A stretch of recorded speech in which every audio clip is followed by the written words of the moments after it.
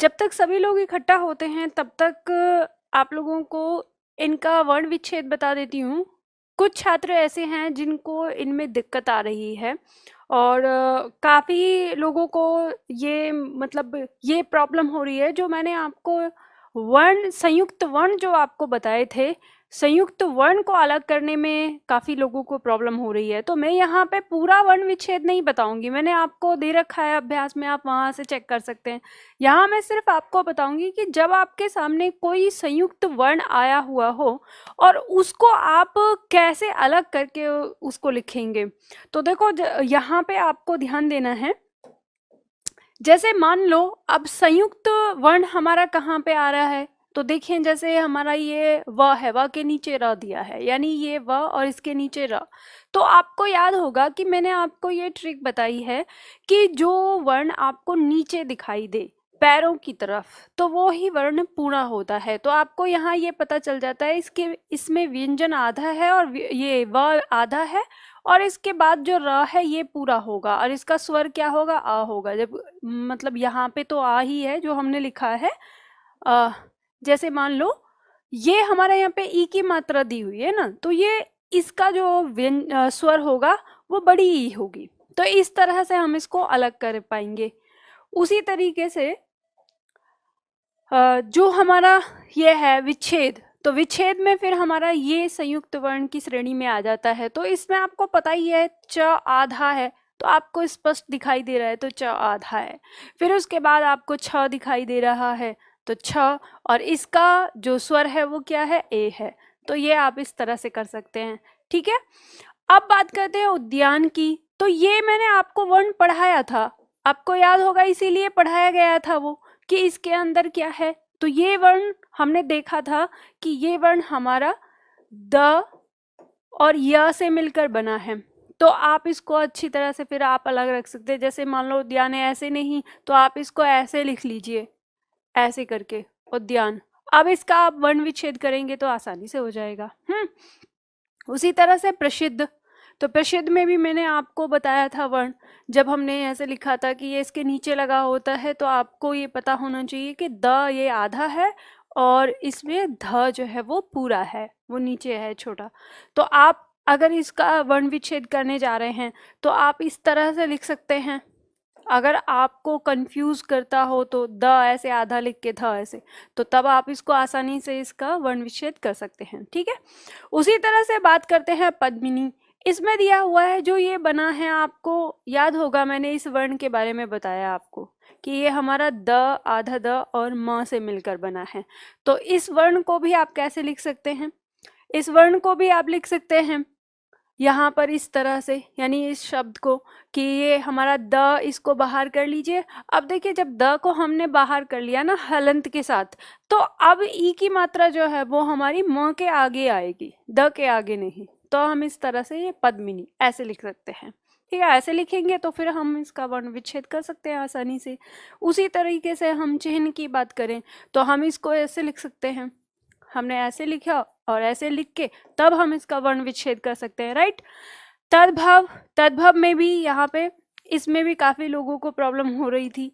अब जैसे आपने इसको आप इसे ऐसे लिखिए, ये द है इसको आधा लिख लीजिए। अब ये भ नीचे जो दिखाई दे रहा है यही तो पूरा है, तो ये इसके बाद आएगा। तो आप ऐसे लिखकर तब इसका वर्ण विच्छेद कर लीजिए। सेम ये है, इसमें भी आपको पता है द के नीचे आपने हलंत लगा दिया तो अलग हो गया। अब व के आगे से ये ई आ जाएगा और आप इसको इस तरह से लिख सकते हैं द्वितीय, और तब इसका आप वर्ण विच्छेद कर सकते हैं, ठीक है। तो ये इस तरीके से सारे शब्दों का आप वर्ण विच्छेद कर सकते हैं। यही कारण था कि मैंने वर्तनी में आपको पहले संयुक्त वर्ण समझाए थे, ठीक। तो उम्मीद करती हूँ ये आप लोगों को समझ में आ गए होंगे। चलिए आगे बढ़ते हैं। हम कल हम लोग संधि कर रहे थे, ठीक है। तो हम वहां से ही संधि से ही शुरुआत करते हैं अपनी।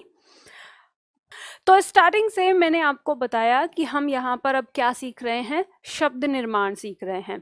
तो शब्द निर्माण में हम बात कर रहे थे रचना और बनावट की, यानी रचना और बनावट के आधार पर जो हमारे शब्द हैं वो क्या हैं, 3 प्रकार के होते हैं, रूढ़ शब्द, यौगिक शब्द और योग रूढ़ शब्द।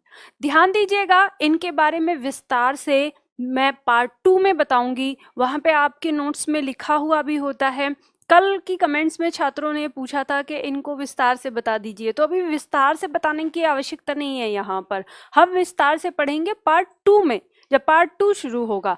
अभी सिर्फ समझना है कि ये जो हमारा संधि, उपसर्ग, प्रत्यय और समास, ये हमारे किस हिस्से में आते हैं, बस ये बात समझनी है। तो रूढ़ शब्द जो होते हैं, मैंने आपको बताया था, जिनका अपना एक सार्थक शब्द होता है, सार्थक अर्थ होता है, और अगर हम इनको तोड़ते हैं तो ये अपना जो अर्थ है वो खो देते हैं। तो वैसे ही जो हमारे शब्द होते हैं उन्हीं को हम क्या बोलते हैं, रूढ़ शब्द कहते हैं। यानी हम कह सकते हैं इन्हें हम तोड़ नहीं सकते, 2 टुकड़ों में नहीं बांट सकते। और यौगिक शब्द जो होते हैं, ये यौगिक जो शब्द है यौगिक, तो ये योग प्लस से बना है। तो योग का मतलब होता है 2 चीज़ों को एक जगह जोड़कर बनाए जाने वाले। तो हम कह सकते हैं 2 शब्दों को मिलाकर जो नए शब्द बनते हैं उन्हें हम यौगिक शब्द कहते हैं। और ये जो यौगिक शब्द हैं ये 4 प्रकार से बनते हैं। यही हमारी किसके अंदर आ जाता है, शब्द निर्माण की विधि के अंदर आ जाते हैं, हम जिसे कह देते हैं कि ये शब्द निर्माण है। इसी में ये 4 प्रकार कौन से हैं, संधि, समास, उपसर्ग और प्रत्यय, ये 4 प्रकार के हैं। तो हम इन्हीं को क्रम से पढ़ेंगे। सबसे पहले हम पढ़ने वाले हैं संधि। तो अब यहाँ पे आपको ये बात जाननी है, मैंने ये बताने का मतलब क्या है, ये बताने का मतलब ये है कि हमारी संधि यानी हर एक शब्द में, अगर आप देखें, जैसे आप मार्केट की बात करें, जब हम सब जगह लोगों के पास जाते हैं, किताबों के पास जाते हैं, अदर टीचर के पास जाते हैं, या अपने दोस्तों या मित्रों के पास जाते हैं, तो हर कोई जब आपके हिंदी के ज्ञान को जांचने की कोशिश करता है तो आपको कोई एक शब्द उठा के देता है और पूछ लेता है इसमें कौन सी संधि है या इसमें कौन सा समास है। तो सबसे पहले तो आपको ये बात समझनी होगी कि हमारी हिंदी भाषा के प्रत्येक शब्द में संधि, समास, उपसर्ग या प्रत्यय नहीं होता, कुछ होते हैं। अब ये क्यों नहीं होता, तो ये चीज आप इस चार्ट से समझ सकते हैं कि आपने ये देखा कि ये इतने सारे हमारे क्या हैं, शब्द के प्रकार हैं। ये इतने सारे शब्द होते हैं, जैसे कुछ तत्सम शब्द हैं, तद्भव हैं, देशज हैं, विदेशज हैं, संकर शब्द हैं। अब आपके दिमाग में जैसे आ रहा होगा कि संकर शब्द कौन सा हो सकता है, तो 2 भाषाओं से मिलकर बना कोई एक शब्द जो होता है, यानी 2 भाषाओं के शब्दों से मिलकर बना शब्द संकर शब्द कहलाता है। पूरी डिटेल हम पार्ट 2 में ही पढ़ेंगे। फिर 3 प्रकार के ये शब्द हो गए आपके, रूढ़ हो गया, यौगिक हो गया, योग रूढ़ हो गया। फिर यहाँ पे 5 प्रकार के अर्थ के आधार पर हो गए, और फिर इधर हमारे व्याकरण के आधार पर विकारी और अविकारी हो गए। तो इतने प्रकार के शब्द हमारे सामने हैं। तो क्या, और इतने सारे शब्दों में से कहाँ जाके हमने देखा कि ये शब्द निर्माण, और शब्द निर्माण में ये हमारा संधि। तो आपको लगता है कि क्या इतने प्रकार के शब्द सभी संधि से बने होंगे, तो बिल्कुल नहीं बने होंगे। क्या सारे शब्द समास से बने होंगे, तो बिल्कुल नहीं।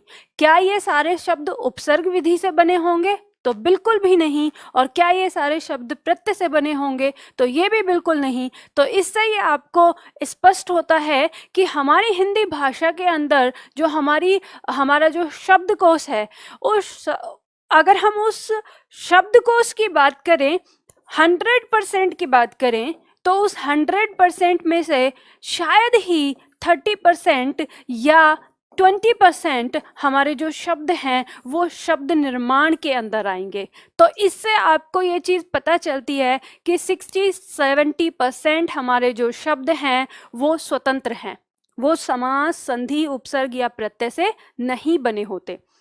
मैं इतना ज़्यादा समय इस पॉइंट पर क्यों लगा रही हूँ, इसलिए लगा रही हूँ क्योंकि हमारे छात्रों को एक बहुत बड़ी गलतफहमी हो जाती है।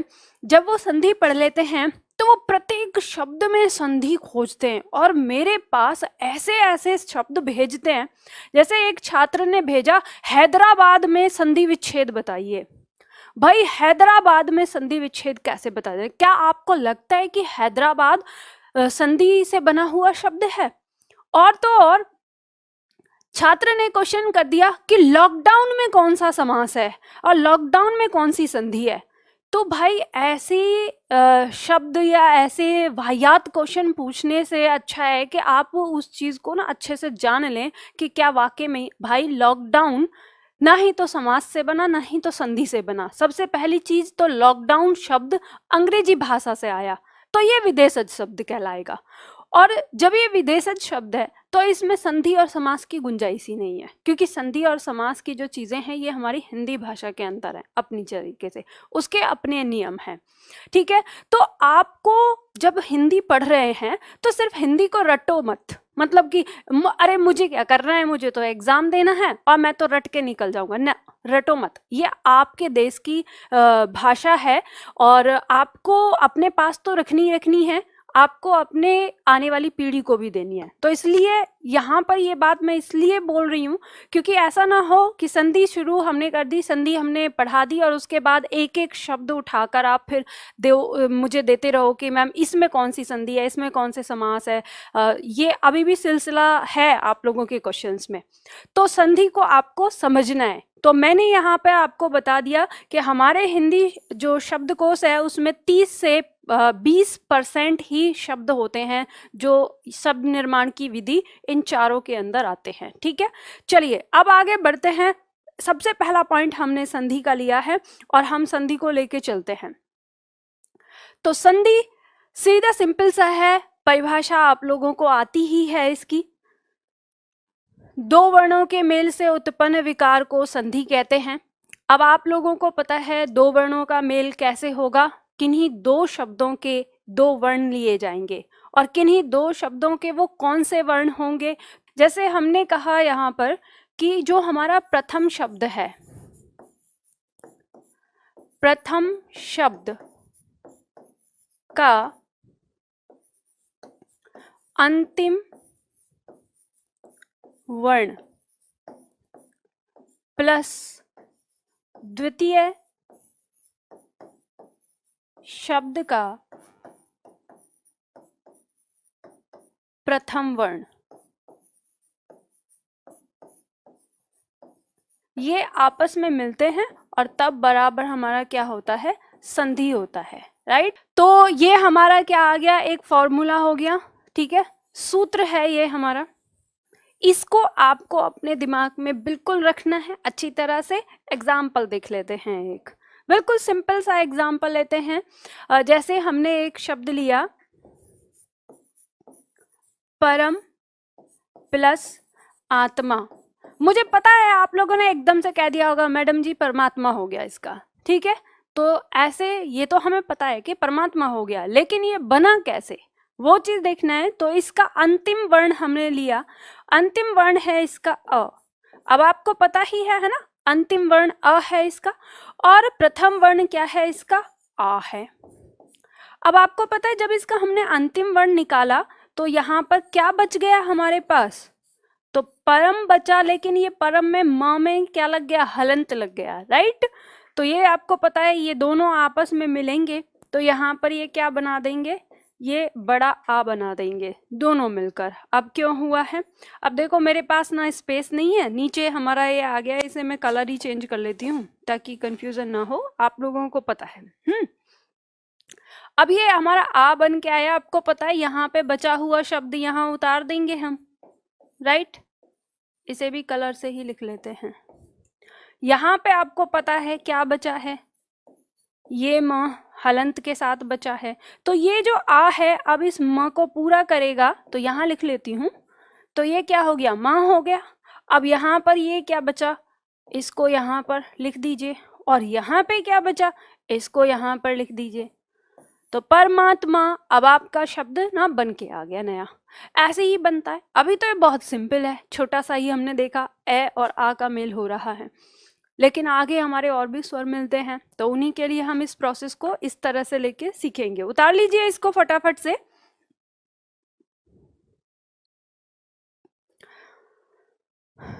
चलिए जल्दी से इसको उतार लीजिए। अब हम आगे बढ़ेंगे तो ये चीज आपको समझ में आ गई कि हमारा यहाँ पे जो महत्वपूर्ण है वो हमारे लिए अंतिम वर्ण और प्रथम वर्ण, यही दोनों मिलकर क्या बनाते हैं, संधि बनाते हैं, परिवर्तन करते हैं, विकार करते हैं। ठीक है, विकार का मतलब ही परिवर्तन होता है और उस परिवर्तन को ही संधि कहते हैं।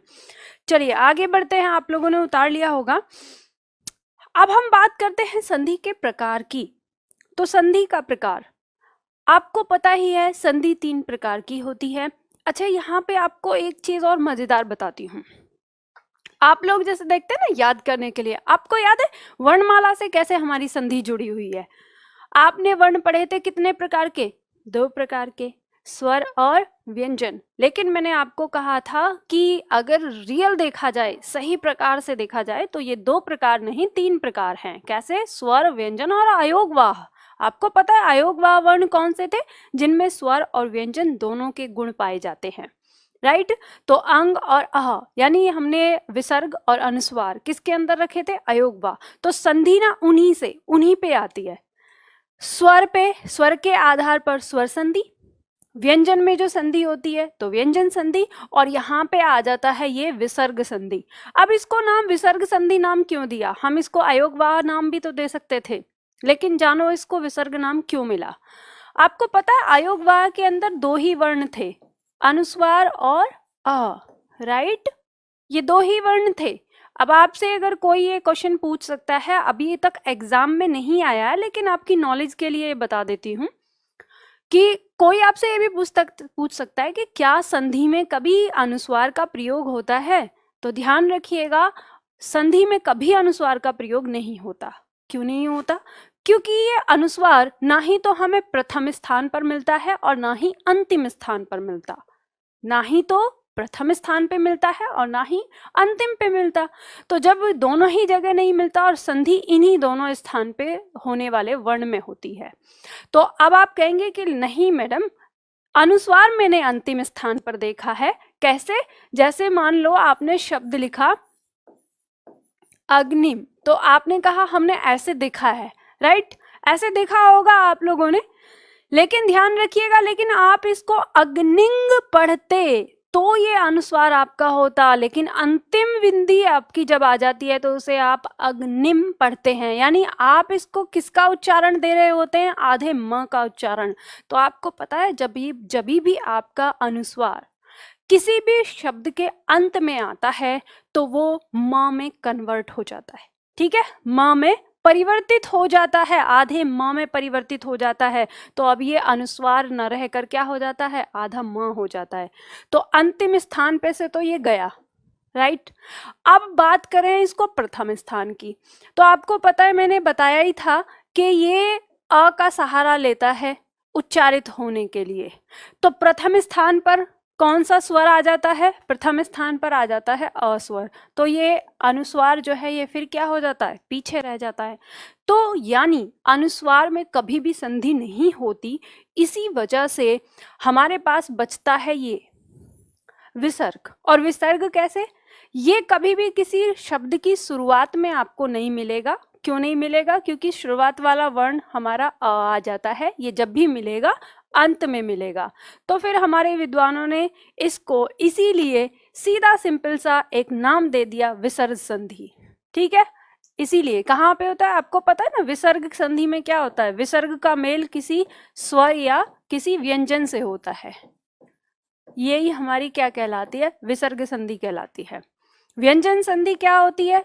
किसी स्वर का मेल किसी व्यंजन से हो रहा हो, या किसी व्यंजन का मेल किसी स्वर से हो रहा हो, या फिर किसी व्यंजन का मेल किसी व्यंजन से हो रहा हो। तो ये 3 कंडीशन होने पे हमारी क्या होती है? व्यंजन संधि हो जाती है। और किसी स्वर का मेल किसी स्वर से हो रहा हो, ये कंडीशन रहने पर वो स्वर संधि होती है। ठीक है, स्वर का मेल स्वर से होगा, यही हमारी स्वर संधि। एग्जाम के दृष्टिकोण से मैंने बताया था 70% आपका स्वर संधि पूछी जाती है और 30% में ये दोनों आती हैं। 30% के अंदर, यानी हमारी ये कम ही महत्वपूर्ण है एग्जाम के दृष्टिकोण से, लेकिन हमें पढ़नी है वर्तनी शुद्धिकरण के दृष्टिकोण से भी। तो संधि हमारी मदद करती है हमारे लेखन को सुधारने में, हमारा लेखन कैसे सही हो, हमारी वर्तनी कैसे सही हो, ये सारे बहुत सारे नियम हम यहाँ पर सीखते हैं संधि के अंदर अपनी वर्तनी को सुधारने के लिए। तो इसलिए हम पूरा पढ़ेंगे, ठीक है। एग्जाम में अब बात करें स्वर संधि की, तो स्वर संधि 5 प्रकार की हो गई। दीर्घ स्वर संधि, गुण स्वर संधि, वृद्धि स्वर संधि, यण स्वर संधि और अयादि स्वर संधि। आपके एग्जाम में ये तीनों ज्यादा पूछी जाती हैं, सॉरी इसमें आपके एग्जाम में जो आती हैं ये दोनों जो हैं वो ज्यादा पूछी जाती हैं, और ये जो तीनों हैं ये आपकी थोड़ा कम पूछी जाती है। लगभग आप कह सकते हो ये 70% आपकी ये पूछी जाती हैं और 30% में आपकी ये तीनों आ जाती हैं। तो सर्वाधिक जो आपके एग्जाम में क्वेश्चन आते हैं वो यहाँ से आते हैं, इन दोनों से। कौन कौन से है? दीर्घ स्वर संधि और गुण स्वर संधि। मैंने आपको ये चीज क्यों बताई है? ये इसलिए बताई है कि हम संधि पढ़ेंगे तो पूरी, लेकिन एग्जाम के दृष्टिकोण से याद किसको ज्यादा रखना है, दिमाग में हमारे एकदम परफेक्ट क्या ज्यादा होना चाहिए, ये दोनों, राइट। तो हमारे एग्जाम में आराम से हमारे सारे क्वेश्चन सही हो जाएंगे। चलिए आगे बढ़ते हैं। तो शुरुआत करते हैं हम अपने स्वर संधि की, और यहाँ पे आप लोग थोड़ा सा लिखिए, आप लोग लिखते रहिए, तब तक मैं आप लोगों के कमेंट्स एक देख लेती हूँ। अब मैं यहाँ पर क्या लिखवा रही हूँ, तो यहाँ पर एक पंक्ति लिखिए, किसी स्वर वर्ण का मेल, किसी स्वर वर्ण का मेल किसी स्वर वर्ण से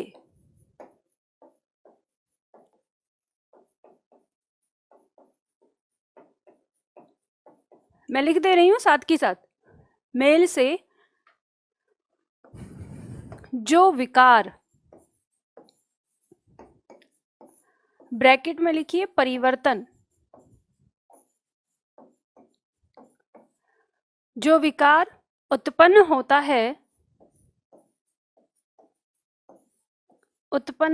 है, और अब इसके आगे लिखिए, उसे स्वर संधि कहते हैं, उसे स्वर संधि कहते हैं। आप लिखिएगा इसको पूरा, और लिखिए यह 5 प्रकार की होती है, यह 5 प्रकार की होती है। और 5 प्रकार की कौन कौन सी होती है, जो अभी हम लोगों ने ऊपर लिखी, ये उतार लीजिए। यह 5 प्रकार की होती है, उसके बाद आपको डैश लगाना है और फिर लिख लीजिए दीर्घ स्वर संधि, गुण स्वर संधि, वृद्धि स्वर संधि, यण स्वर संधि और अयादि स्वर संधि। और लिखनी इसलिए जरूरी है क्योंकि आपके दिमाग में रहेगी ये 5 प्रकार की, ठीक है।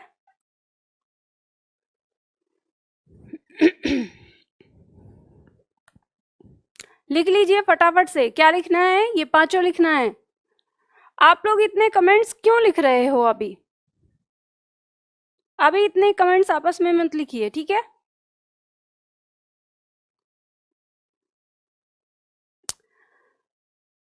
चलिए,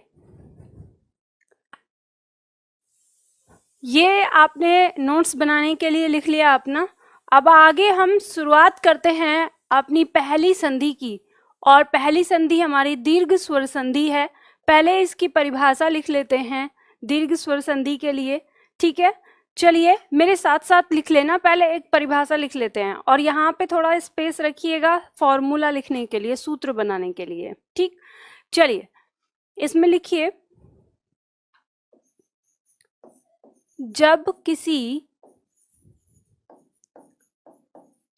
किसी लघु या दीर्घ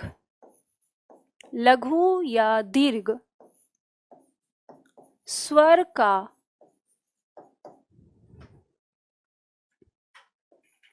मेल किसी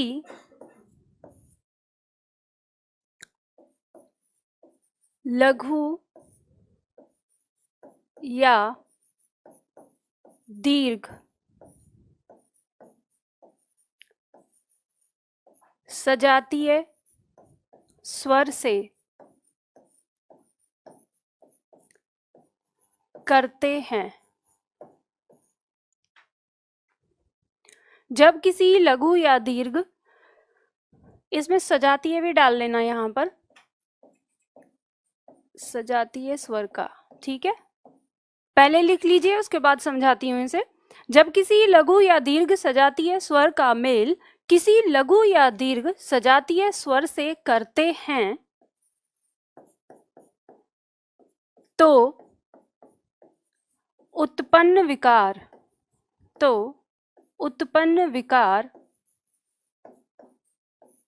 दीर्घ स्वर होता है। तो उत्पन्न विकार दीर्घ स्वर होता है। उसे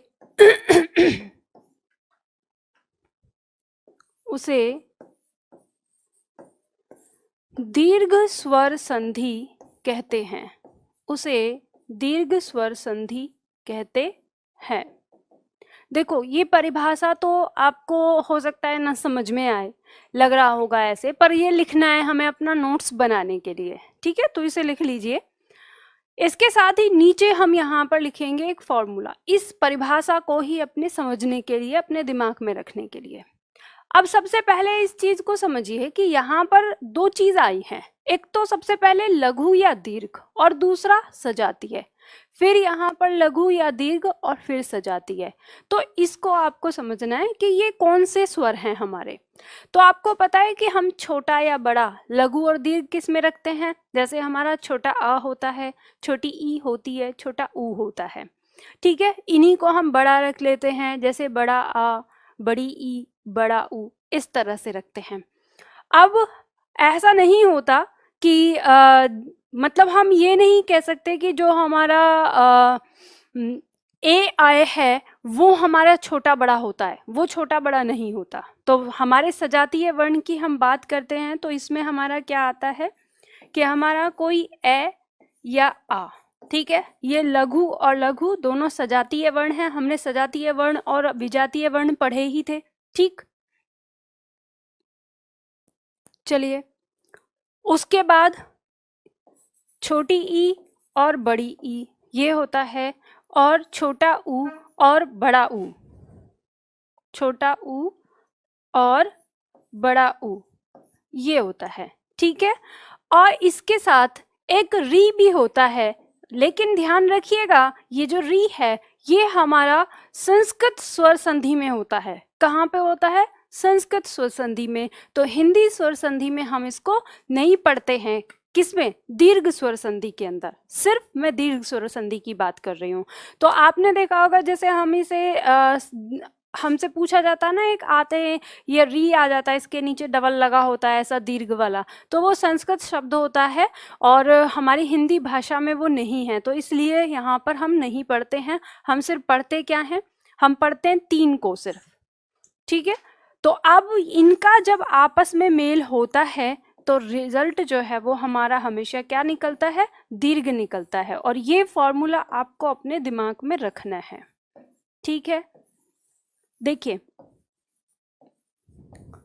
अच्छा एक बात बताइए मुझे, यहाँ पर जैसे हम पढ़ रहे हैं ऑनलाइन, मैं आपको पढ़ा रही हूँ, आप लोग ऑनलाइन पढ़ रहे हैं, डिस्टर्ब हो रही हूँ मैं थोड़ा सा। डिस्टर्ब क्या है? क्योंकि मेरा फ़ोन जो है वो बार बार, मैं आप लोगों को जो देख पा रही हूँ वो अपने फ़ोन पर ही देख पा रही हूँ, वहीं पे ही कि भाई लाइव चल रहा है नहीं, कितने लोग देख रहे हैं या नहीं। तो फ़ोन ही मेरे सामने रखना मेरी मजबूरी है। अब मेरे फ़ोन पर बार बार कॉल आ जा रही है, मेरा ध्यान उधर भटक जा रहा है। आप लोगों के साथ भी ऐसा होता है क्या कभी? जब आप पढ़ने बैठो तो फ़ोन आ जा रहे हैं, डिस्टर्बेंस हो जा रहा है। यानी ऑनलाइन इस मामले में ना बहुत ध्यादा बैड है कि इस तरह की चीज़ें वो क्या करता है, हमें डिस्टर्ब करता रहता है। चलिए कोई बात नहीं, आ जाइए इधर, ध्यान हम वापस अपना यहीं पर लेते हैं। तो ये आप लोगों ने लिख लिया होगा, ठीक है। अब ये आप लोगों ने लिख लिया है तो अब इसको हम आगे विस्तार से समझते हैं। इस फॉर्मूले को अपने दिमाग में बैठा के रखिएगा, आने वाले टाइम में आपकी जो मदद करेगा दीर्घ स्वर संधि। जैसे ही मैं बोलूं दीर्घ स्वर संधि, आपके दिमाग में ये फॉर्मूला एकदम फटाफट आ जाना चाहिए। ए आ दोनों मिलेंगे तो बड़ा आ, ई दोनों मिलेंगे आपस में तो बड़ी ई, और ऊ आपस में मिलेंगे तो बड़ा ऊ। ये आप अपने दिमाग में रखना है, ठीक है, मैं मिटा देती हूँ इसको। अब आपको यहाँ पर ये देखना है, ये आपके पास लिखा हुआ होगा। अब ये दो फॉर्मूले बनते हैं। अब यहाँ पे ये कैसे बना है तो इसको मैं बना के दिखाती हूँ, आपके पास लिखा हुआ है, आप सिर्फ समझना। देखिए हमारे सामने एक फॉर्मूला बनके जो ये आया है, इसको ही मैं लिखती हूँ। जैसे हमने लिखा था ए आ, इसका क्या मतलब है, हमने ये दीर्घ जो दिया, इसका मतलब ये है कि पहला फॉर्मूला हमारा बनता है कि हमारा प्रथम स्थान पर जो अंतिम वर्ण है, प्रथम शब्द का अंतिम वर्ण, वहां पर या तो छोटा आ या बड़ा आ हो, उसका मेल किसी बड़ा आ या फिर किसी छोटे आ से हो, तो हमारा जो रिजल्ट आता है दीर्घ हमेशा होता है। अगर हम इसको और ज्यादा विस्तार से देखें तो हम यहाँ पर देख सकते हैं कि किसी छोटे अ का मेल किसी छोटे अ से हो तो भी, किसी छोटे आ का मेल किसी बड़े आ से हो, या फिर किसी बड़े आ का मेल किसी छोटे अ से हो, या फिर किसी बड़े आ का मेल किसी बड़े आ से हो। चारों में से कोई भी कंडीशन हो, रिजल्ट हमेशा और हमेशा हमारा क्या आता है, बड़ा आ ही आता है। राइट, ये चीज अब हमको सीखनी है, समझनी है इसमें। तो यही आपका जो इसमें चार्ट बना के दिया है वो ये इसीलिए दिया है। अब हम इसका उदाहरण थोड़ा समझ लेते हैं। देखिए जैसे हमने एग्जाम्पल लिया, यहाँ पे इसकी बगल में आप लोगों को लिखना है। ठीक है, यहाँ पे अपना ये एग्जाम्पल लिखना है, हिम प्लस आलय। अब आपको पता है इसका अंतिम वर्ण क्या है, यहाँ पर अ। अभी आप लोग उतारना नहीं, पहले एक बार देख लीजिए, यहाँ पर क्या है आ। आपने इन दोनों को मेल किया तो आपको पता है ना ये ए आ कहाँ है, ये हमारा यहाँ पर दिया है फॉर्मूला, ए और आ। तो आपको पता है ये रिजल्ट क्या आएगा हमारा, दीर्घ आ, बड़ा आ आएगा। तो आपने यहाँ पे बड़ा आ लिख लिया, ये दोनों मिलकर क्या हो जाते हैं, एक हो जाते हैं। अब आगे पीछे का अब यहाँ पर क्या बचा, आपको पता है जब आपने इसको बाहर निकाला था तो यहाँ बच गया था हिम, हलंत के साथ ये, ठीक है। और यहाँ पर क्या बच गया था, लय। तो आपने इसको, अब ये जो आ है इसने इस म को पूरा किया। तो आपको पता है हमने जब वर्णमाला में सीखा है कि हमारा कोई भी जो स्वर पीछे आता है तो उसी की मात्रा बनती है। तो तभी देखो यहाँ पर हिम में तो कोई मात्रा नहीं थी, लेकिन यहाँ पर क्या हो जाता है, क्योंकि इसके बाद आ गया है तो ये म हो जाएगा, और ये हमारा शब्द क्या हो गया, हिमालय। तो आपको याद आया कि जो हमने अभी वर्णमाला से शब्दों को जोड़ना तोड़ना जो सीखा है, तो वो हमें यहाँ पे मदद करेगा। तो ये तो हमारा एक बहुत सीधा सिंपल सा हो गया। तो आप लोगों ने ये उतार लिया होगा, इसे जल्दी से फटाफट उतार लो। फिर हम दूसरा उदाहरण लेते हैं, ई वाला।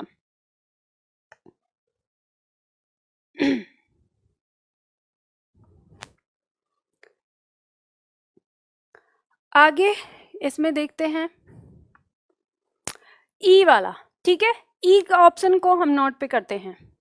तो जो हमने ई वाला फॉर्मूला लिया था वो हमारा ये था, छोटी ई या बड़ी ई का मेल किसी बड़ी ई या छोटी ई से करते हैं तो रिजल्ट हमारा क्या होता है, रिजल्ट हमारा होता है दीर्घ। ठीक है, ये है। अब हम उदाहरण ले लेते हैं। जैसे मान लो हमने उदाहरण लिया नदी प्लस ईस। हाँ मुझे पता है, आप जानते हैं कि नदीस हो जाएगा, लेकिन करना कैसे है, हमको करना है इसकी प्रोसेस से। और इसकी प्रोसेस क्या है जो अभी हमने सीखी, अंतिम वर्ण क्या है इसका, तो जल्दी से बताओ आप लोग, फटाफट फटाफट बता दिया करो। अंतिम वर्ण क्या है इसका, बड़ी ई है, ठीक है। प्रथम वर्ण क्या है इसका, तो प्रथम वर्ण है बड़ी ई, राइट। दोनों का मेल करेंगे तो फिर क्या होगा, अब हमें पता है बड़ी ई मिले या छोटी ई, तो हमारा रिजल्ट क्या आना है, दीर्घ आना है, तो बड़ी ई आ गया।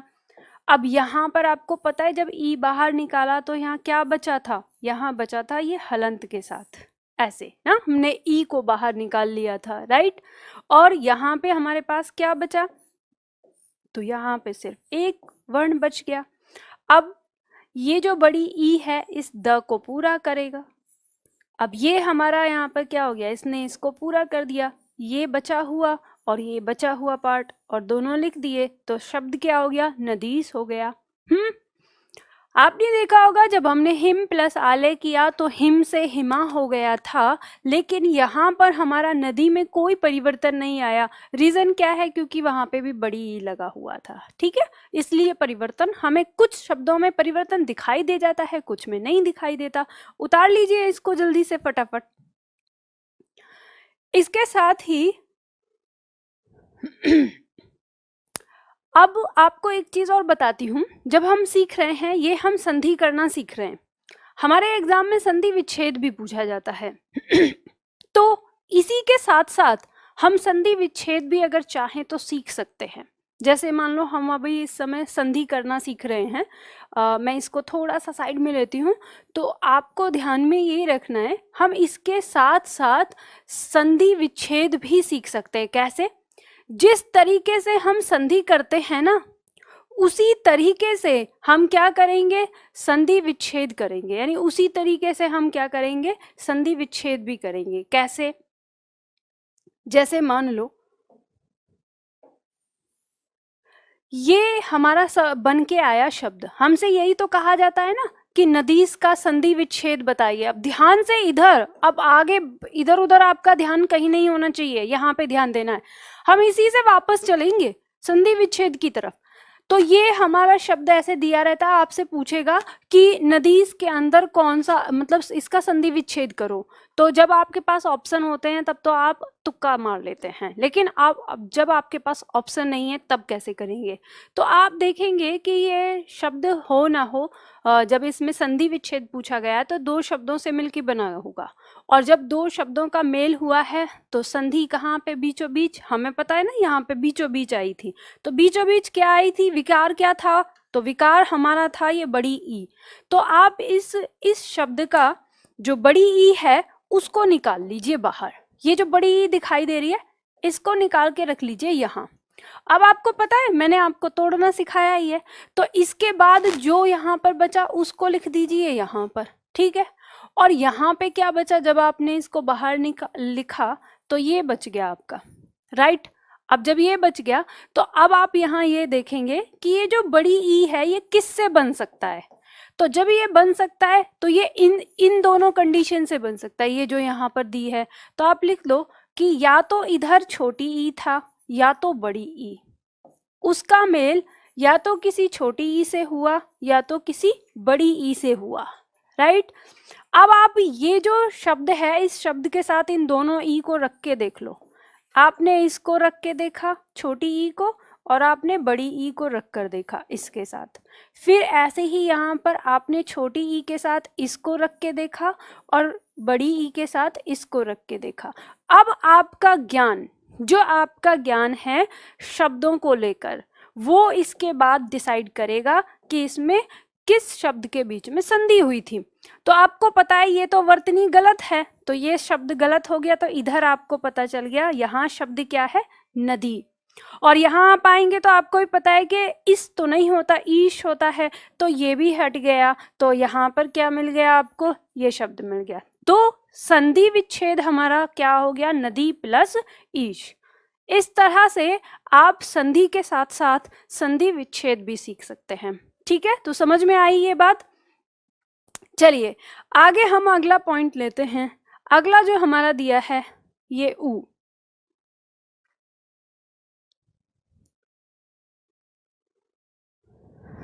चलिए तो ये ऊ, इसका उदाहरण देख सकते हैं। जैसे मान लो हमने एक शब्द लिया, यहाँ पे नोट पे ही हम लेते हैं, ठीक है। तो यहाँ पे आपको अब दूसरा एग्जाम्पल ना यहाँ पे लिखना है। अगर आपको जैसे संधि विच्छेद मैंने बताया उसको ना आप रफ कॉपी पे लिखिए, इस पे नहीं अभी, क्योंकि संधि विच्छेद हम बाद में भी करेंगे। तो अभी आप रफ कॉपी पे लिखिए जो मैं दूसरा बता रही हूँ आपको, ठीक है। उदाहरण लेते हैं हम। जैसे मान लो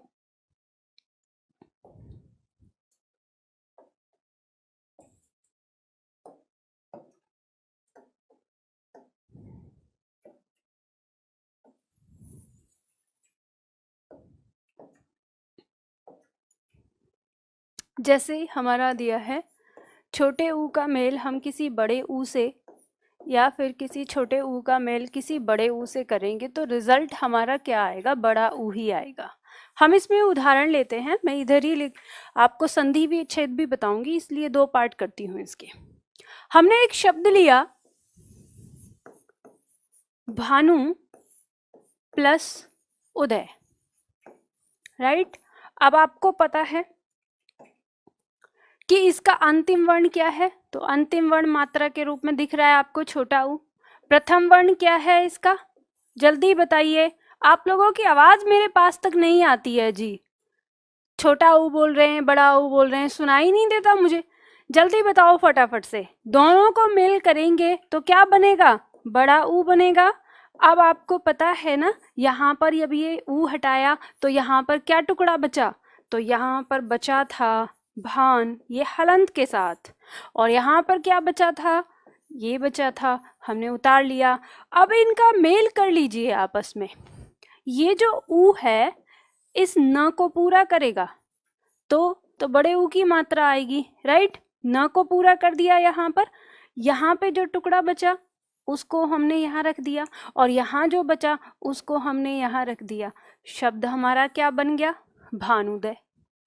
ठीक है, शब्द हमारा क्या बन गया, भानुदय आ गया। तो अब हमें ये सोचना ही नहीं है कि कहीं पर यहाँ पर तो छोटे ऊ की मात्रा लगी थी और यहाँ पर बड़े ऊ की मात्रा हो गई, तो हमें सोचना ही नहीं है। वर्तनी शुद्धिकरण करते समय हमें याद है इसमें संधि का नियम लगा है, छोटा ऊ मिलके क्या बनाता है, बड़ा ऊ बनाता है, इसलिए यहाँ पर भानुदय में बड़े ऊ की मात्रा लगेगी।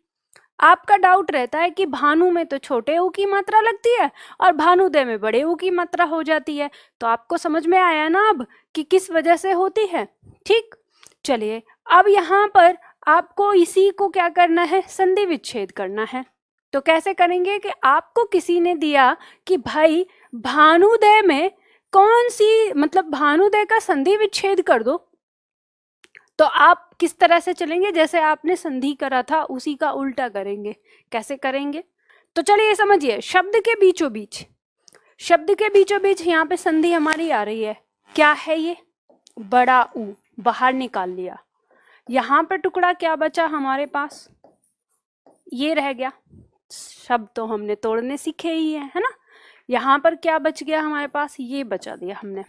आपको पता है ना ये बड़ा ऊ जो है किस कंडीशन पे आएगा, तो आपको पता है या तो यहाँ छोटा ऊ या तो यहाँ बड़ा ऊ, इसका मेल या तो यहाँ छोटा ऊ या तो यहाँ पर बड़ा ऊ, इन दोनों में से कोई सा मेल दोनों के साथ रख लो। भानु और भानु, ठीक है, इधर रख लिया उदय या उदय। अब देखो वर्तनी ज्ञान आपका है, आपको पता है भानु शब्द के अंदर बड़े ऊ की मात्रा नहीं होती, कट जाएगा, ये इधर मिल गया भानु, ठीक है। और उदय में बड़े ऊ की मात्रा नहीं होती, कट जाएगा, ठीक है। अब आपके पास शब्द मिल गया उदय। तो संधि विच्छेद, मतलब संधि विच्छेद क्या हुआ इसका, भानु प्लस उदय, राइट। ऐसे ही सीखना, बहुत बहुत सिंपल है। आपको उतारना क्या है, बस ये उतारना था। तो हमारी दीर्घ संधि हो गई। चलिए लौटते हैं अपने इस पर। हमने क्या सीखा, मैंने यहाँ पर आपको बताया दीर्घ संधि की परिभाषा में मैंने आपको सिखाया। अब आप अपने नोट पे ध्यान दीजिए।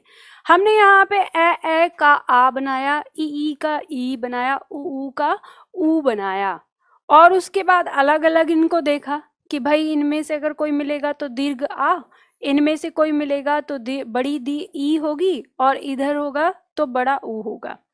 एक एक उदाहरण आपने समझ लिए। अब आप कहेंगे मैडम ऐसे नहीं हमको अच्छा लग रहा, अभी तो कुछ कुछ आया है, हम ना बहुत सारे एग्जाम्पल देखना चाहते हैं, बहुत सारी चीजें सीखना चाहते हैं, ठीक है। तो सीखिए बिल्कुल। आपको एक दो क्वेश्चंस भी दूंगी मैं अभी। अच्छा, जैसे दिया है, इन्होंने कहा है कि एक शब्द ले लो जैसे पतंजलि, इसमें अनुस्वार आया है। अरे रुको भाई, तसल्ली किया करो। पता है आप लोग ना बिल्कुल भी तसल्ली नहीं करते। मैं हर एक चीज को बताती हूँ, अभी बताने ही वाली थी। इतना आसान नहीं है जैसे आप एकदम खुश हो गए, अरे वाह ये तो बहुत जल्दी से हो गया। अरे जल्दी से नहीं हो गया। आप देखो बहुत सारे आपके एग्जाम्पल दिए हैं, ये सब क्या हैं, दीर्घ संधि के हैं आपके। तो ये सब आपको करने हैं, लेकिन अभी अभी ना आप लोगों ने कितने चालू हो आप लोग कि पहले ना, इससे पहले कि मैम हमसे कुछ पूछे, हम ही मैम से पूछ लेते हैं, है ना, और हम बच जाएंगे। ऐसे थोड़ी ना छोड़ दूंगी आप लोगों को। आपको मैं एक शब्द दे रही हूं जिसको आपको मुझे संधि करके बताना है। पहले आपके पतंजलि की संधि विच्छेद तो मैं बाद में करूंगी, पहले आप मुझे संधि करके दिखाओ। और संधि क्या करनी है आपको? शब्द दिया है एक प्लस अंकी। शब्द क्या है? एक प्लस अंकी। अब आप इतनी जल्दी मत उछलिए, अरे मैडम इसका तो एक अंकी होगा। मुझे पता है, मैंने दे रखा है आपको, एक अंकी दिया है। क्या लिख के दिया है यहाँ पर? एक अंकी लिखा हुआ है। मुझे पता है कि एक अंकी होगा, लेकिन जैसे मैंने आपको करके दिखाया वैसे करके देखो जल्दी से, फटाफट। मैं आप लोगों को 20 सेकंड का टाइम दे रही हूँ। इसको ऐसे करके बताओ, इसका अंतिम वर्ण, इसका प्रथम वर्ण, दोनों को मिला के और फिर सारी चीजें, तो क्या होता है? जल्दी से फटाफट बताओ मुझे। 20 सेकंड का टाइम है आप लोगों के पास। अच्छा चलिए, आप मुझे ये बता दीजिए, आप लोग इसको सही ढंग से कर पा रहे हैं या नहीं कर पा रहे हैं? कर पा रहे हैं या नहीं कर पा रहे हैं, बस इतना लिखना है आपको। जो इसको एक प्लस अंकी को आगे जैसे मैंने बताया उस सिरे से अगर कर पा रहे हैं तो बोल दीजिए ओके मैम डन, और जो नहीं कर पा रहे हैं लिख दीजिए कि मैम नहीं हो पाया, बताइए। आपका आंसर तो एकांकी ही आएगा। काश कि मैं आप लोगों की कॉपी चेक कर पाती, मेरे पास ऐसी शक्ति होती कि मैं आप लोगों के मोबाइल में से निकल के एक एक बंदे के पास जाके चेक कर लेती, तब मजा आता है ना। जो नहीं कर रहा होता उसकी पिटाई भी होती। ओके, कर पा रहे हैं?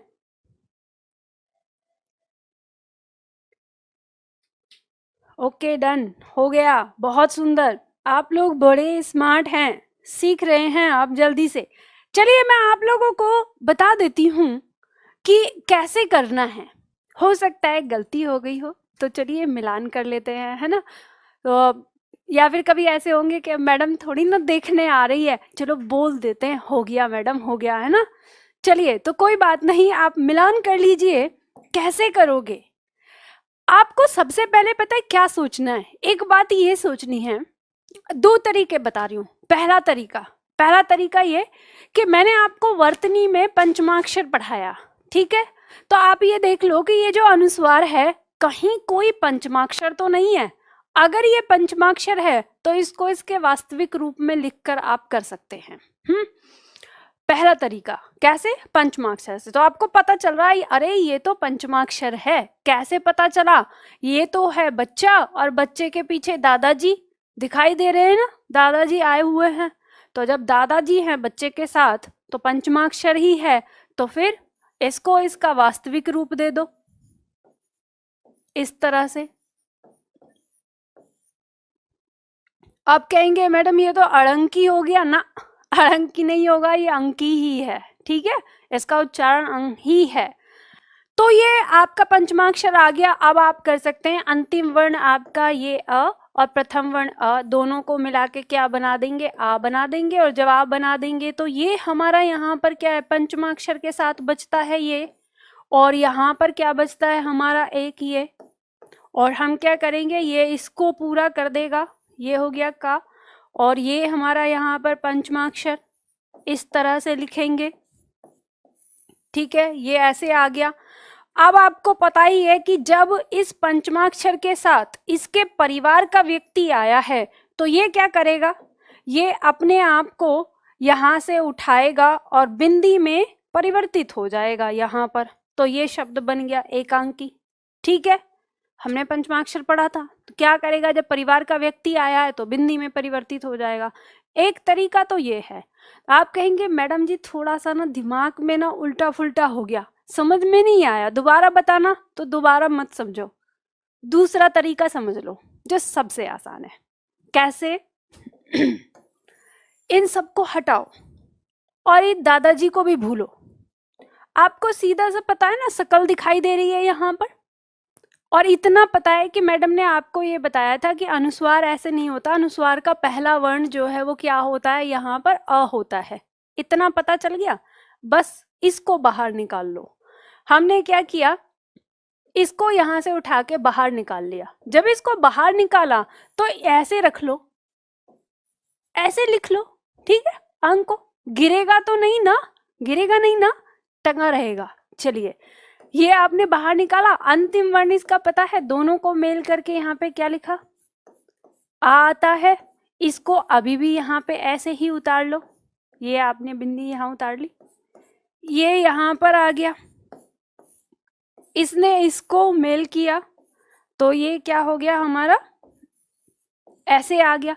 अब इसको इसके साथ ये यहाँ टिक जाएगा और ये यहाँ लिख जाएगा और ये यहाँ पर आ जाएगा।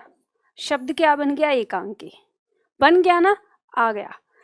आप कहेंगे मैडम इतनी छोटी सी बात को ऐसे घुमा फिरा के इतना समय लगाने की क्या जरूरत थी। देखो, समय लगाने की जरूरत ये थी क्योंकि सिर्फ एकांकी शब्द नहीं है, उसी तरह से है जैसे आपने पतंजलि शब्द दिया, जैसे देवांगना। इसमें अब आपके उदाहरण देखिए जो आपको नीचे दिए हुए हैं।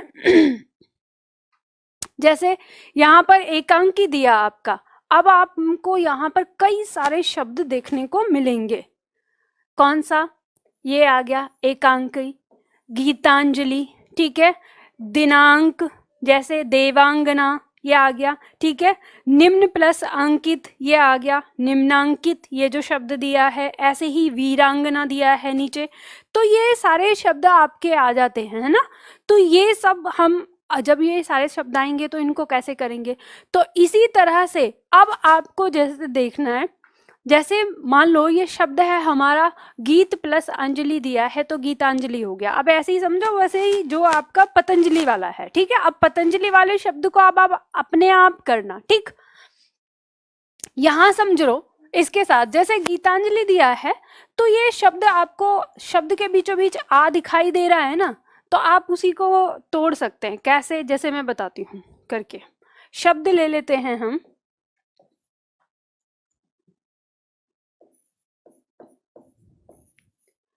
गीतांजलि, ठीक है। अब देखो, अब यहाँ पर आपको एक बात ध्यान देनी है, जैसे शब्द हमारा दिया हुआ है यहाँ पर अंजलि, ये दो तरह के शब्द होते हैं, छोटी ई वाला और एक बड़ी ई वाला। सबसे पहले तो इसमें अंतर समझना है, इसमें बड़ा कंफ्यूजन होता है। एक अंजलि तो ऐसे लिखा रहता है, ठीक है, और एक अंजलि ऐसे होता है, तो आपको फिर समस्या आएगी। मान लो जैसे कोई कहेगा कि कौन सा शब्द सही है, तो आपको एक बात याद रखनी है, ये जो नीचे जिस पर बड़ी ई की मात्रा होती है ये तो किसी भी व्यक्ति का नाम होता है, तो नाम हमेशा सही होता है। तो ये तो किसी बंदी का मतलब किसी व्यक्ति का क्या है, नाम है। और ये जो अंजलि शब्द है जिस पे छोटी ई की मात्रा है, इसका अर्थ होता है जो हम हाथ को ऐसे बनाते हैं ना, तो इसे कहते हैं अंजलि। इस अवस्था को, हाथों के बीच का जो घेरा होता है, तो इसको अंजलि कहते हैं। या फिर किसी को अंजलि जैसे थोड़ा घेरा होकर या कोई चीज एक जगह इकट्ठी होना, उसको रखते हैं। तो ये जो इस भाव के लिए जो शब्द आता है सही, वो ये छोटी ई वाला शब्द सही होता है। तो ये आपको दिमाग में रखना है, जब भी कभी आपके एग्जाम में कहीं पर आए तो ये आपको अपने दिमाग में रखना है कि छोटी ई वाला ही अंजलि जो है वो सही होगा, ठीक। तो चलिए अब इस शब्द को तोड़ते हैं, नहीं तो फिर यहाँ पर आपको दिक्कत आती।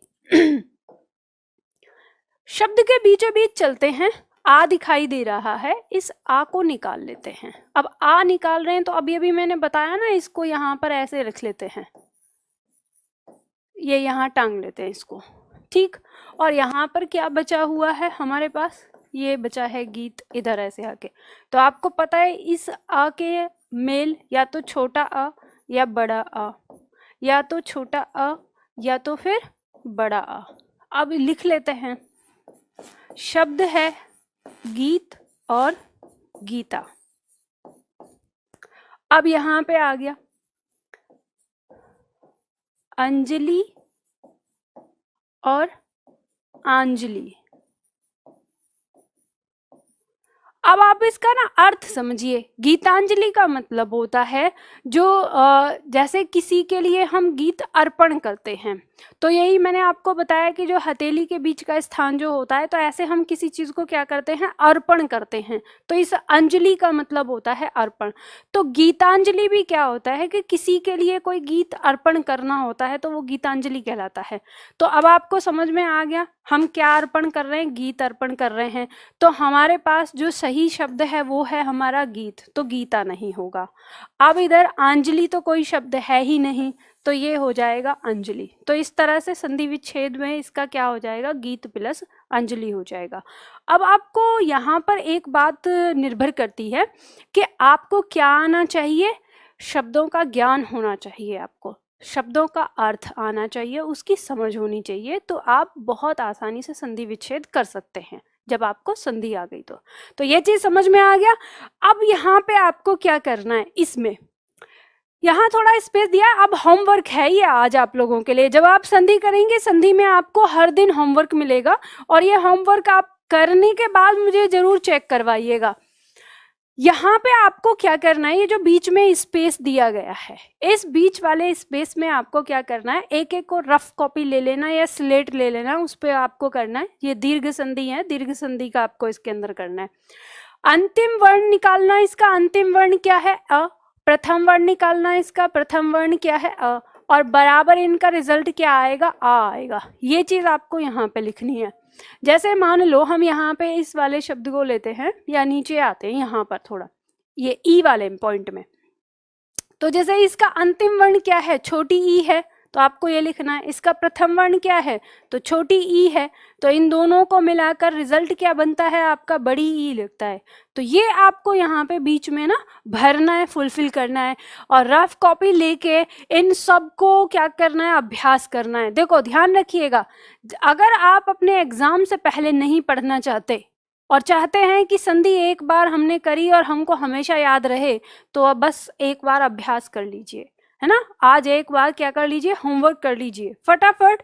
तो आज हम लोगों को दो संधि पढ़नी है, तो गुण संधि भी कर लेते हैं, बहुत सिंपल, बहुत सिंपल, ठीक है। तो एक ये होमवर्क हो गया। फिर आगे बढ़ते हैं, ये आप लोगों को एग्जाम्पल करना है गुण संधि। चलिए अब गुण संधि की परिभाषा लिख लीजिए फटाफट से। जैसे हमने कहा, पहले बोला कि सजातीय वर्ण आएंगे। अब हमारा यहाँ पे क्या होता है कि यदि हमारा जो अंतिम वर्ण है वहां पर ए आ आया हो और उसका मेल किससे हुआ हो, किसी ई से, किसी ऊ से, या फिर किसी री से हुआ हो, तो हमारा जो उत्पन्न विकार होगा वो क्या होगा, वो हमें यहाँ पर देखना है। तो चलिए देखिए, लिखिए, इसमें परिभाषा लिखिए। यदि किसी, साथ के साथ लिख लीजिए, यदि किसी ए या आ का मेल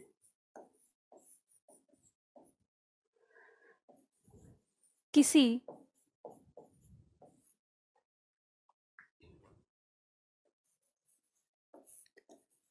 ई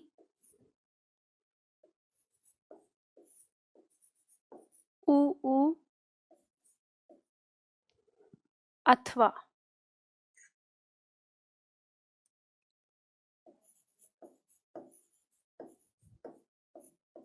अथवा री से हो, तो उत्पन्न विकार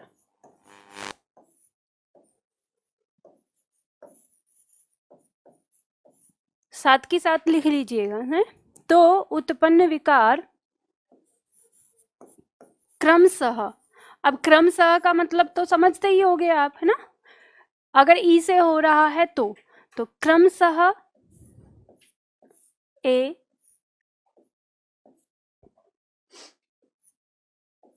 ओ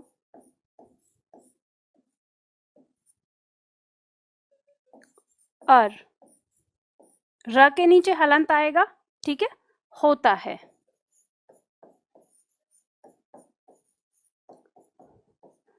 उसे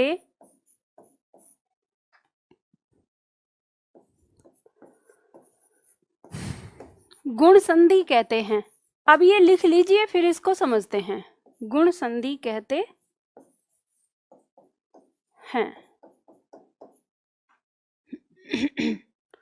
तो हमने क्या लिखा, जल्दी से फटाफट इसको लिख लीजिए।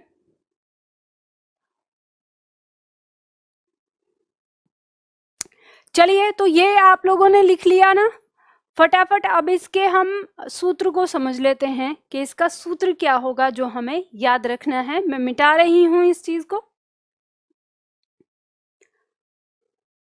इसका सूत्र होगा, यहां पे हमसे क्या कहा गया है कि हमारे किसी ए या आ का मेल किससे हो रहा है, किसी छोटी ई या बड़ी ई से, छोटा ऊ या बड़ा ऊ या फिर री। ठीक है, तो इसने कहा है कि यदि इससे इसका मेल होगा तो उत्पन्न विकार क्या होगा, ये, और इसकी मात्रा क्या लगेगी, ये लगेगी। ठीक है, ब्रैकेट में लिख लेना। यदि इसका मेल इससे होता है तो हमारा उत्पन्न विकार क्या होगा, ओ। ठीक है, और इसकी मात्रा क्या होगी, ऐसे आएगी। और यदि हमारा इस ए आ का मेल इस री से होता है तो उत्पन्न विकार हमारा क्या होगा, अर होगा। ठीक, ये हमारा फॉर्मूला हो गया। और अब आपको ना इसे अपने दिमाग में बिल्कुल बिठाना है और उस सूत्र के नीचे लिख लीजिए।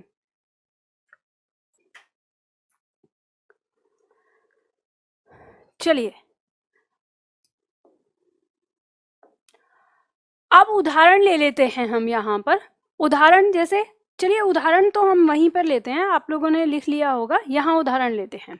तो हमारा जो फॉर्मूला बना ए आ का मेल ई से किया तो हमारा ये रिजल्ट आ गया। अब आपको पता है इसमें ये लिखा हुआ है, अगर हम चाहें ए का मेल छोटी ई से करें या आ का मेल छोटी ई से करें या ए का मेल बड़ी ई से करें या आ का मेल बड़ी ई से करें, हर सूरत में रिजल्ट हमारा क्या आ रहा है, यही आ रहा है ना। तो हम उदाहरण लेते हैं। जैसे मान लो हमने उदाहरण लिया, शब्द है हमारा उमा प्लस ईश। ठीक है, उमा प्लस ईश। अब अंतिम वर्ण क्या है इसका, अंतिम वर्ण है आ। ठीक है, और प्रथम वर्ण क्या है, प्रथम वर्ण है ई। आवाज नहीं आती आप लोगों की, बिल्कुल नहीं बोलते हैं आप लोग, है ना, बस बैठे रहते हैं, मैडम बता देंगी। दोनों का मेल करेंगे तो आपको पता है ना रिजल्ट क्या है हमारा, कहाँ पे दिख रहा है, यहाँ दिख रहा है, यहाँ पे हमने यहाँ पे देखा। तो क्या है हमारा रिजल्ट, इसमें ए बनेगा। अब यहाँ पर क्या बचा हमारा शब्द ओम, और यहाँ पर हमारे पास क्या बचा, ये आ गया। अब आपको क्या करना है, इसको मेल करना है। ये जो ए है इस म को पूरा करेगा, कैसे, ऐसे, बचा हुआ यहाँ लिख दिया, ये बचा हुआ यहाँ लिख दिया। शब्द क्या हो गया, उमेश। उमा प्लस ईश। उमा कौन है, पार्वती जी के लिए आया है। पार्वती के ईश कौन है, तो पार्वती के ईश शिव कहलाते हैं। तो जो उमेश उमेश शब्द आया, इसका अर्थ क्या हो जाएगा, इसका अर्थ नहीं, उमेश शब्द जो है वो किसका पर्यायवाची है, शिव का पर्यायवाची है। ठीक है, तो इस तरह से आप इसे कर सकते हो। उतार लीजिए फटाफट से। चलिए, इसके बाद दूसरा पॉइंट ले लेते हैं हम, आप लोगों ने उतार लिया होगा। दूसरा उदाहरण लेते हैं।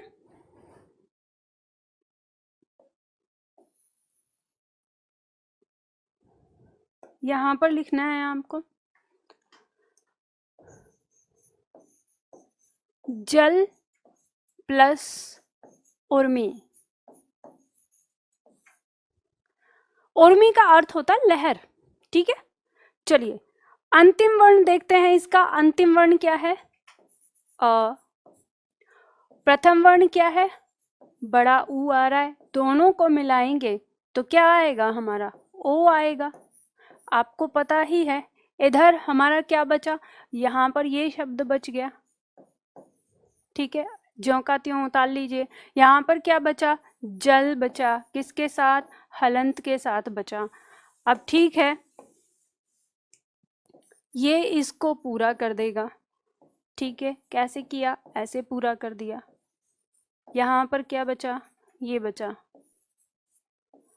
शब्द क्या हो गया, जलोर्मी। तो जलोर्मी का क्या अर्थ होता है, जल की लहर जो होती है, ठीक है, फटाफट से उतार लीजिए।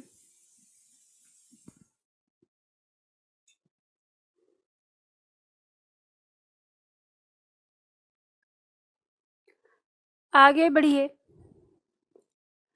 जल, जलोर्मी हो गया। अगला पॉइंट ले लेते हैं,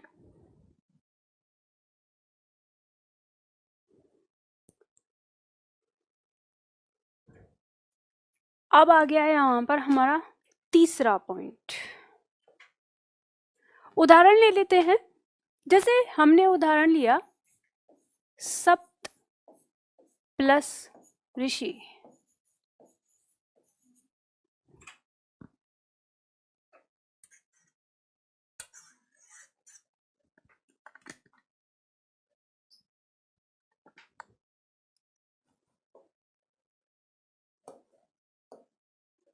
ठीक है, उदाहरण ले लेते हैं हम, जैसे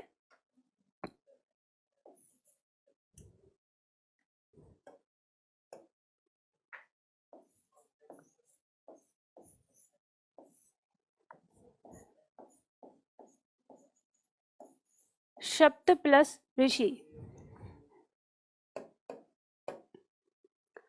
अंतिम वर्ण आपको पता ही है, आप फटाफट से आप कर लेंगे, आ, और प्रथम वर्ण क्या है, री। आपको इसमें ध्यान देना है, दोनों का मेल करेंगे तो यहाँ पर आ जाएगा, ये हमें पता ही है, क्या बनेगा हमारा, छोटे आ और री दोनों मिला के क्या बन जाएंगे, अर हो जाएंगे, है ना। तो अब यहाँ पर हमारा जो शब्द बचता है वो हमारा बचता है शब्द हलंत के साथ। यहाँ पर क्या बचता है, ये बच जाएगा, ठीक है, दोनों को जोड़ते हैं। अब यहाँ पर आपको ध्यान देना है, ये जो अ है ये इस त को तो पूरा कर देगा, और ये त हमारा यहाँ पूरा हो गया, ये हमने जोड़ लिया। अब ये जो र है, आप लोगों को याद होगा मैंने बताया, जब आधा र होता है तो उसके पीछे वाला वर्ण उसको उठाकर अपने कंधे पे रख लेता है, यानी जो आधा र है। तो अब ये जो पीछे का जो श है ये इसको इस तरह से रख लेगा, और ये शब्द क्या हो जाएगा, सप्तऋषि। और आपको ध्यान देना, ये जो मैं इतना इस तरीके से जो आपको पढ़ा रही हूँ, इस तरह से जो टुकड़ों में बता रही हूँ, तो इन चीज़ों को आपको इसके संधि विच्छेद के लिए भी दिमाग में रखना है कि आपको जब भी वापस चलना है, यानी संधि विच्छेद इनकी करनी है, तो आपको ऐसे ही देखना होगा कि कौन सा कहाँ जा रहा है और वो वापस कैसे आएगा, ठीक है। और इसको डिटेल में हम फिर कल और अच्छे से समझेंगे।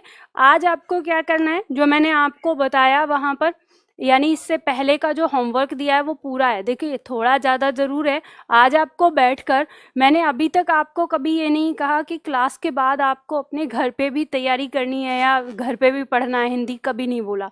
बस संधि एक बार सीखने के लिए आप क्लास ख़त्म होने के बाद घर पे आप लोगों को अभ्यास करना है, कौन सा दीर्घ संधि का आपको अभ्यास करना है। और जो अब हम यहाँ पर दे रहे हैं, यानी जो हमारी ये गुण संधि है, इसके उदाहरण दिए हुए हैं यहाँ पर, तो इसके उदाहरण को, इन सब को आपको क्या करना है, अभ्यास करना है।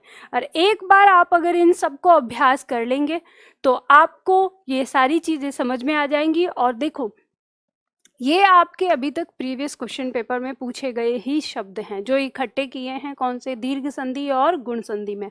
मैंने पहले ही आपको बताया आपके एग्जाम में यहाँ से बहुत ज़्यादा क्वेश्चंस आते हैं, तो आप लोगों को क्या करना है, इनका अभ्यास करना है। इसमें भी सेम आपको लिखना है, वही लिखना है जैसे मैंने बताया। अंतिम वर्ण यहाँ पर देना है अ, प्रथम वर्ण यहाँ पर देना है उ, और बराबर जब इनका जो रिजल्ट आएगा, इनका रिजल्ट क्या हो जाएगा, ओ, ये आपको लिखना है। और इसको कब लिखेंगे आप, अपनी रफ कॉपी पे अभ्यास करने के बाद। ठीक है। तो यहाँ पे लिखकर इस तरह से सारी चीज़ों को लिखकर और मुझे आगे बताइएगा। श्याम शर्मा कह रहे हैं किसी शब्द का विच्छेद करके बता दें। अभी नहीं बताऊंगी, जब हम स्वर संधि पूरा कंप्लीट तरीके से पढ़ लेंगे एक बार पूरी स्वर संधि पांचों की पांचों, उसके बाद बताऊंगी। अभी आज तो मैंने बताया ही। अगर आप लेट आए हैं, आपने नहीं देखी हमारी क्लास, तो आप फिर वापस जाइए बीच में क्लास में, तो वहां जाके आप देख लीजिए, ठीक है। और अगर नहीं तो फिर आप पेशेंस रखिए, एक बार हम पहले पांचों पढ़ लेते हैं। हमारे दिमाग में पांचों होने तो चाहिए ना समझने के लिए, फिर तब दोबारा एक दिन की स्पेशल क्लास संधि विच्छेद के लिए लूंगी। तो घबराइए मत, पहले संधि करना सीखिए, संधि विच्छेद करना भी आ जाएगा अगर संधि करना आ गया तो। देखो एक बात आपको बताती हूँ, यहाँ पर दुनिया की किसी भी चीज को बिगाड़ने में बहुत ज्यादा समय नहीं लगता, उसको बनाने में समय लगता है। लेकिन संधि के साथ ना थोड़ा उल्टा है, संधि करने में समय नहीं लगता, संधि तोड़ने में समय लगता है, या संधि विच्छेद जो हम करते हैं वो हमें थोड़ा टफ लगता है। तो ये सही कैसे होगा या ये आसान कब लगेगा? जब हमें संधि बनाना आएगा। तो पहले संधि बनाना सीखते हैं, फिर उसके बाद उसको तोड़ना भी सीखेंगे, ठीक है। तो आज की क्लास इतना ही करते हैं। आप लोगों को यहाँ पर क्या करना है, आप लोगों को ये अभ्यास करना है और फिर कल की क्लास में मिलते हैं।